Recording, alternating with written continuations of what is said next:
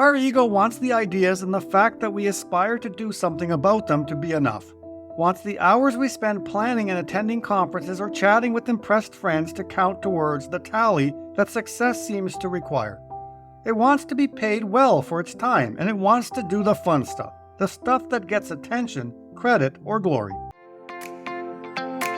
Welcome to Philosopher Insights, the podcast that delivers wisdom in minutes a day that you can put into practice daily and strive to master over a lifetime. The podcast committed to sharing ideas that encourage you to bridge the gap between who you are today and the person you aspire to be in the future.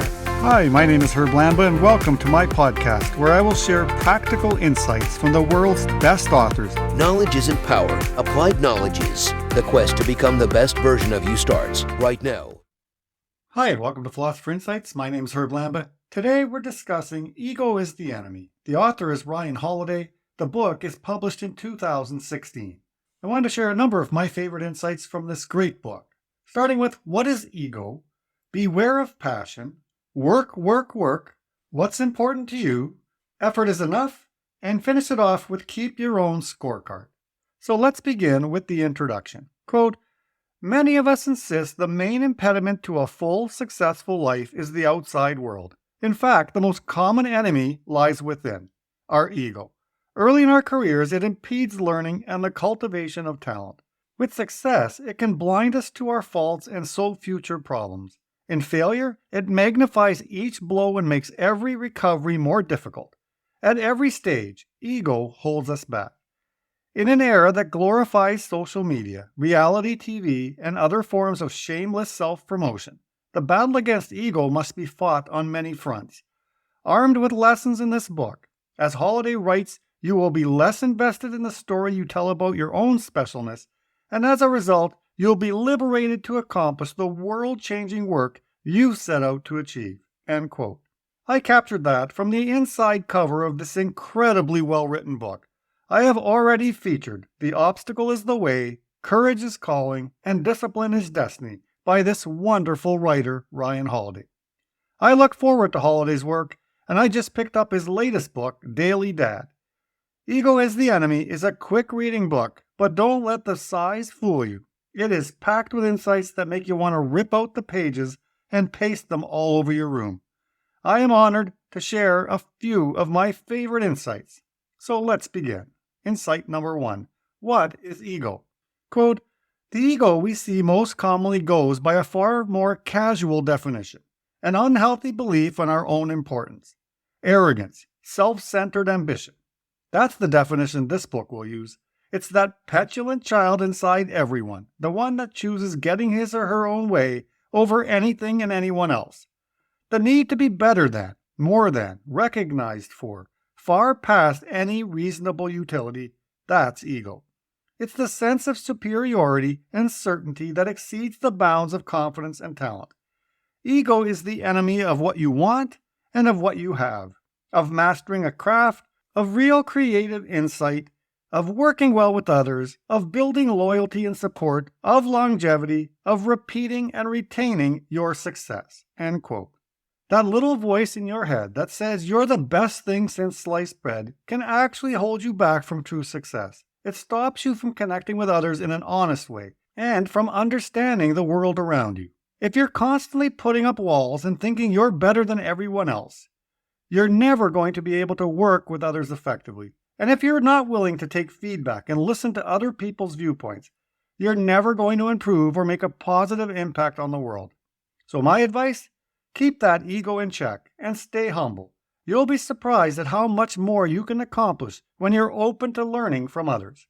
Quote, at any given time in life, people find themselves at one of 3 stages. We're aspiring to something, trying to make a dent in the universe. We have achieved success, perhaps a little, perhaps a lot, or until we aspire to more. And after we fail, we can begin to aspire or succeed again. Ego is the enemy every step along this way. In a sense, ego is the enemy of building, of maintaining, and of recovery. End quote. Holiday breaks this book up into 3 major sections: aspire, success, and failure. The rationale behind this structure is to suppress the ego before bad habits take hold, replace ego with humility and discipline when you experience success, and to develop strength and fortitude to avoid being ruined by failure. Insight number 2, beware of passion. Quote, passion is seen in those who can tell you in great detail who they intend to become and what their success will be like. They might even be able to tell you specifically when they intend to achieve it, or describe to you legitimate and sincere worries they have about the burdens of such accomplishments. They can tell you all the things they're going to do, or have even begun, but they cannot show you their progress, because there rarely is any. End quote. Are you passionate about something but spinning your wheels when it comes to showing progress? You may be excited and pumped up about that goal or dream, but it takes more than passion to deliver results. What you require is purpose and realism. Purpose helps set the boundaries around your passion, and realism is what will give you the perspective you require, allowing you to be humbled by the challenge, but willing to see it through anyways. In So Good They Can't Ignore You by Cal Newport, he highlights the difference between a passion mindset versus a craftsman mindset. Quote, the first is the craftsman mindset, which focuses on what you can offer the world. The second is the passion mindset, which instead focuses on what the world can offer you. End quote. Purpose places the focus on pursuing something outside yourself as opposed to simply making it all about yourself. Quote, it is far better if you were intimidated by what lies ahead. Leave passion for the amateurs. Make it about what you feel you must do and say, not what you care about and wish to be. End quote. The message is simple. Move forward with purpose and with your eyes wide open to the challenges you will encounter along the way. Show up by putting one foot in front of the other over and over again. Insight number 3. Work, work, work. Quote, is it 10,000 hours or 20,000 hours to mastery? The answer is that it doesn't matter. There is no end zone. To think of a number is to live in a conditional future. We're simply talking about a lot of hours. That to get where we want to go isn't about brilliance, but continual effort. End quote. I love that. There is no end zone for hard work. It's simply a matter of continuous improvement achieved by showing up every day and taking purposeful action. The best part is continual effort is available to anyone willing to engage in its practice. No special talent or higher IQ is required. Quote, our ego wants the ideas and the fact that we aspire to do something about them to be enough. Wants the hours we spend planning and attending conferences or chatting with impressed friends to count towards the tally that success seems to require. It wants to be paid well for its time, and it wants to do the fun stuff, the stuff that gets attention, credit, or glory. End quote. Once again, the ego takes over and lulls you into thinking you are doing real work, when in reality, you are doing the fun, attention-seeking work, rather than engaging in the grind, the practice, and the struggle that real work requires. Quote, every time you sit down to work, remind yourself, I am delaying gratification by doing this. I am passing the marshmallow test. I am earning what my ambition burns for. I am making an investment in myself instead of in my ego. End quote. Insight number 4. What's important to you? Quote, we're never happy with what we have. We want what others have too. We want to have more than everyone else. We start out knowing what is important to us, but once we've achieved it, we lose sight of our priorities. Ego sways us and can ruin us. End quote. Ego leads us to the feeling of envy and can quickly undermine greatness by diluting its holder. The farther you travel down the road of success, the more you will encounter people who will make you feel insignificant. No matter how well you have done, your ego will surface to ensure you feel like nothing. Quote, only you know the race you're running. That is, unless your ego decides the only way you have value is if you're better than, have more than, everyone else. End quote. It's time to break free from the habit of seeking validation from others and using their standards as a benchmark for our own success. Don't let the opinions of others hold you back from achieving your full potential. Insight number 4. Respond to failure. Quote, here we are experiencing the trials endemic to any journey. Perhaps we've failed, perhaps our goal turned out to be harder to achieve than anticipated. No one is permanently successful, and not everyone finds success on the first attempt. We all deal with setbacks along the way. Ego not only leaves us unprepared for these circumstances, it often contributed to their occurrence in the first place. The way to rise again, requires a reorientation and increased self-awareness. We don't need pity, our own or anyone else's. We need purpose, poise, and patience." End quote. That kicks off the section on failure and how our ego plays such an intricate role in the way we handle failures in our lives. Failure comes in many forms: sabotage, unfairness, adversity, tragedy. Some people are sunk by failure, while others seem to make it through. Failure is inevitable. We must learn to endure it. As the legendary football coach Bill Walsh said, quote, "Almost always, your road to victory goes through a place called failure." I heard it put another way: if you want to get to the Success Hall of Fame, you first have to qualify for the Failure Hall of Fame. Every successful person has failed their way to that position. You simply have to accept it and proceed with the next step in the journey. Quote, "When we face difficulty, particularly public difficulty, doubters, scandals, losses, our friend the ego will show its true colors. Absorbing the negative feedback, ego says, 'I knew you couldn't do it. Why did you even try?' It claims, 'This isn't worth it. This isn't fair. This is somebody else's problem. Why don't you come up with a good excuse and wash your hands of this?' It tells us we shouldn't have to put up with this. It tells us that we're not the problem." End quote. Strong people don't face the same challenges that egoists do. Strong people bring resilience to the forefront, and their identity is not threatened when they don't receive constant validation. What will matter on your journey is how you respond to what life throws at you. I am reminded of an amazing concept shared by Nassim Taleb in Anti-Fragile. We can show up in this world one of three ways: fragile, resilient, or anti-fragile. If you live your life with the fragile sticker, then the smallest of obstacles will force you to hesitate or quit. We need to move to anti-fragile, where the more obstacles and challenges you face, the stronger you become. Please refer to episode 86 of the podcast, where I featured this brilliant idea from Nassim Taleb. Insight number 5. Effort is enough. Quote, "In life, there will be times when we do everything right, perhaps even perfectly. Yet the results will somehow be negative: failure, disrespect, jealousy, or even a resounding yawn from the world. Depending on what motivates us, this response can be crushing. If ego holds sway, we'll accept nothing less than full appreciation." End quote.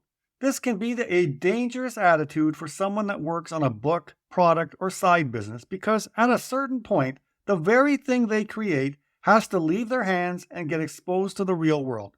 Once it hits the real world, it'll be judged, ridiculed, criticized, and acted on by those that received it. In his great book, Show Your Work, author Austin Kleon suggests we need to learn how to take a punch. Quote, "When you put your work out into the world, you have to be ready for the good, the bad, and the ugly. The more people come across your work, the more criticism you'll face." End quote. You must learn to keep rolling. You cannot control the criticism you will face, but you can control how you react to it. Everyone will eventually face this dilemma of continuing to do what is right in the face of such adversity. The question you have to ask yourself is, will you continue to invest your energy and time even though the outcome is not guaranteed? Assuming you have the right motives, you will be more likely to continue. But if you let ego into the equation, then your future progress is at risk. Quote, "It is far better when doing good work is sufficient." In other words, the less attached we are to the outcomes, the better.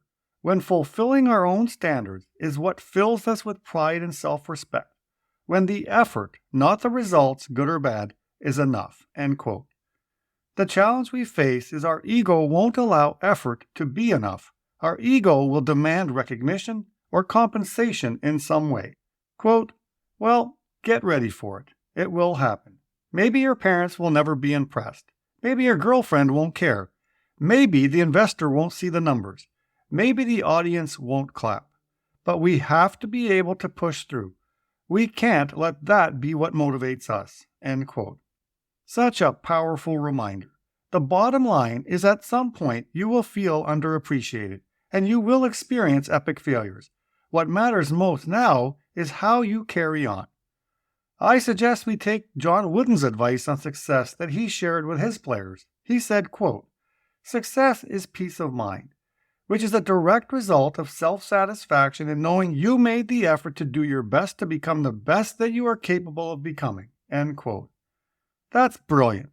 The world would be filled with people willing to take a chance on their dreams if they simply used Wooden's measurement for success. If we want to be bold in pursuit of our dreams, then success cannot be measured by external variables. Evaluate it through your effort. Effort is enough. Insight number 6. Keep your own scorecard. Quote, "For us, the scorecard can't be the only scorecard." Warren Buffett has said the same thing, making a distinction between the inner scorecard and the external one. Your potential, the absolute best you are capable of, that's the metric to measure yourself against. Your standards are, winning is not enough. People can get lucky and win. People can be a-holes and win. Anyone can win, but not everyone is the best possible version of themselves. End quote.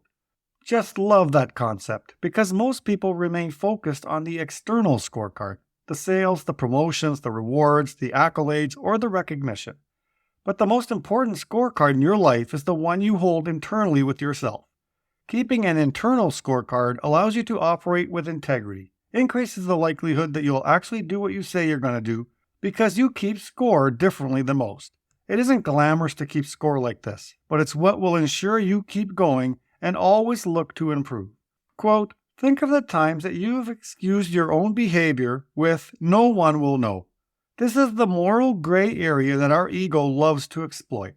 Holding your ego against a standard, inner or indifferent or whatever you want to call it, makes it less likely that excess or wrongdoing is going to be tolerated by you. Because it's not about what you can get away with. It's about what you should or shouldn't do." End quote. This is the more challenging road to take, but it's the key to being less selfish and less self-absorbed. If you learn to judge yourself on your own standards, then you will not crave the spotlight the same way as others who let the applause dictate success. Shifting that spotlight over to you. Toss out society's scorecard and start an internal one. Quote, "Whatever is next for us, we can be sure of one thing we'll want to avoid: ego. It makes all the steps hard, but failure is the one it will make permanent. Unless we learn right here and right now from our mistakes, unless we use this moment as an opportunity to understand ourselves and our own mind better, ego will seek out failure like true north." End quote. Failure must become your teacher, and you must be willing to learn from it, rather than be held captive by it. Eliminating ego allows you to realize you're not perfect. You'll make mistakes, and will give you the mental energy to keep going despite the setback.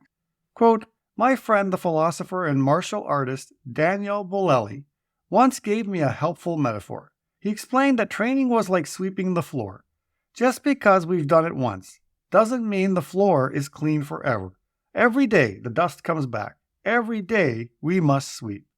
Every day for the rest of your life you will find yourself at one of 3 phases: aspiration, success, and failure. You will battle the ego in each of them. You will make mistakes in each of them. You must sweep the floor every minute of every day and then sweep again." End quote. That is from the final chapter in this book and captures the challenge of expressing our best self every day perfectly. The dust will return. You have to be willing to sweep daily. I hope you enjoyed today's insights, and remember to check out Holiday's other books featured in the podcast. Thanks for joining me. Talk to you soon. You've been listening to Philosopher Insights with your host, Herb Lambert. If you enjoyed this episode and you'd like to support the podcast, please share it with others, post about it on social media, or leave a rating and review. Thanks again, and I'll see you next time.